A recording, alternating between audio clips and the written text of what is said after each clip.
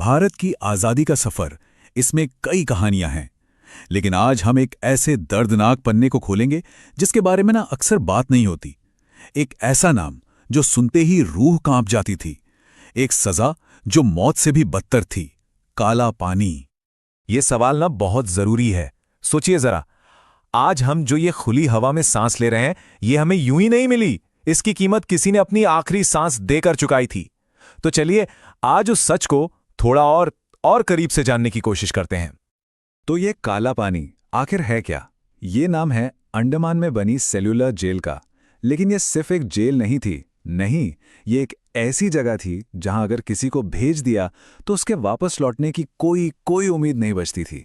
ये दुनिया से पूरी तरह कट जाने का नाम था। इसकी कहानी शुरू होती है 1857 की क्रांति से। जब आज़ादी की पहली चिंगारी भड़की ना, तो उस आग को कुचलने के लिए अंग्रेजों ने एक बहुत ही क्रूर तरीका निकाला। उन्होंने तय किया कि स्वतंत्रता सेनानियों के हौसले को तोड़ने के लिए उन्हें इस दूर-दराज द्वीप पर भेजा जाएगा, समंदर के पार, एक ऐसी जगह जहां से बचकर लौटना नामुमकिन था। पता इसे काला पानी क्यों कहते थे? क्योंकि इस सजा का मतलब था जिंदा रहते हुए भी मर जाना।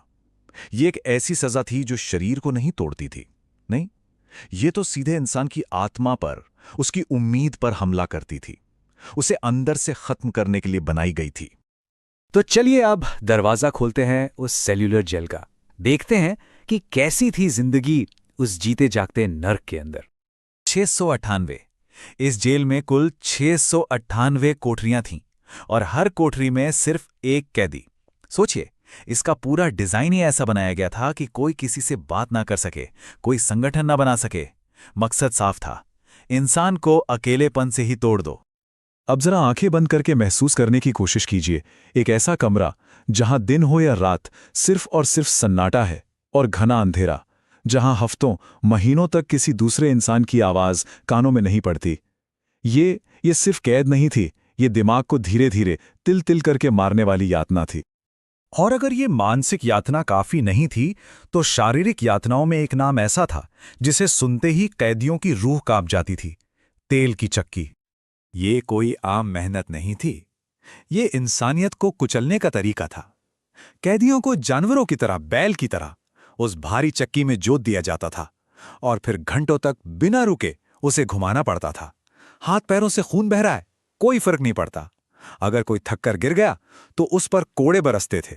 काम किसी भी हाल में रुकता नहीं था। लेकिन इतनी भयानक अमानवीय यातनाओं के बावजूद एक चीज थी जिसे अंग्रेज कभी नहीं तोड़ पाए, और वो था हमारे क्रांतिकारियों का हौसला। वो चट्टान की तरह खड़े रहे, भूख हड़तालें की, अपनी आवाज उठाई और हर जुल्म का सीना तान कर सामना किया।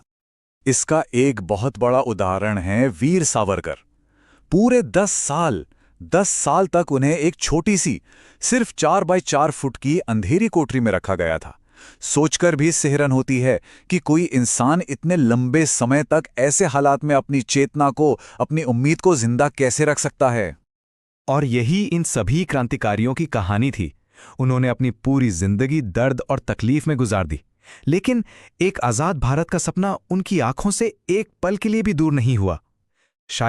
शायद हर कोड़े की मार उनके इरादे को कमजोर नहीं, बल्कि और मजबूत करती जा रही थी। तो अब सवाल ये उठता है कि उनके इस बलिदान का आज हमारी जिंदगी से क्या वास्ता है, क्या रिश्ता है? यकीन मानिए, रिश्ता बहुत गहरा है।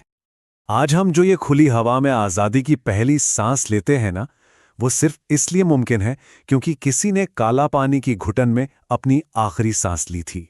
उनकी कुर्बानी हमारी आज़ादी की नींव का पत्थर है। इसलिए काला पानी को सिर्फ एक जेल या जुल्म की निशानी के तौर पे देखना गलत होगा। ये उन महान वीरों के बलिदान, उनकी हिम्मत की अमर कहानी है। एक ऐसी कहानी जिसे उन्होंने अपने खून से लिखा ताकि हमारा आज का भारत बन सके।